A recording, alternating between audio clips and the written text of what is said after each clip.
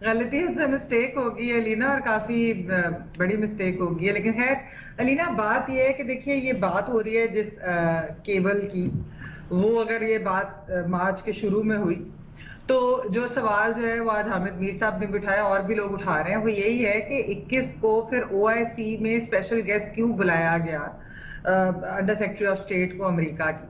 अगर ये इसी तरह की कोई बात थी, क्या ये असल में ये वाली चीज है कि एक्चुअली इसी वजह से कि ये उनको लग रहा है इसको साजिश की तरह जिस तरह प्रेजेंट किया जा रहा है, या फिर ये एक आफ्टर थॉट है।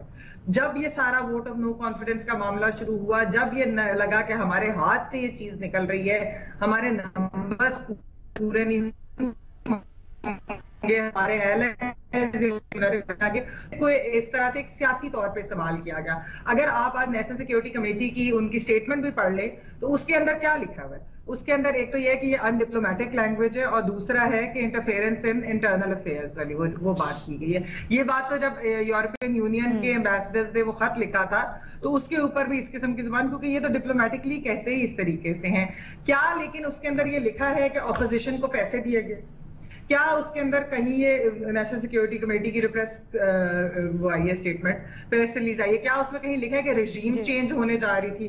क्या उसके अंदर इस तरह की कोई बात लिखी है? देखिए, जहां तक ये है, ये रशिया और यूक्रेन वाली वॉर तो जो है, ये अब अगर आप टाइमलाइन को भी आप देख लें ना, कि जो वोट ऑफ नो कॉन्फिडेंस का आपने बताया, पाकिस्तान में कब से बातें हो रही थी, मेरे ख्याल में गालिबन 2-3 महीने तो हो चुके हैं। फिर ऑपोजिशन ने तो फरवरी के अंदर शुरू में अनाउंस कर दिया, सारी जो मुलाकातें फरवरी के अंदर हुई, एलआईएस के साथ, इधर सुतारी साहब बिलावल साहब उठ के चले गए शहबाज साहब के पास, उधर से फिर वो चौधरी के साथ इधर मुलाकात उधर मुलाकात, फरवरी से सबको पता था। बल्कि यहां तक कहा जाता है कि जो एक्चुअली ऑपोजिशन थी, जिस टाइम इनका रशिया का ट्रिप था, तो वो तो उस वक्त लाना चाह रहे थे, लेकिन उन्होंने कहा ऐसे गैर मुल्की दौरे के ऊपर जो है हम ये चीज ना करें।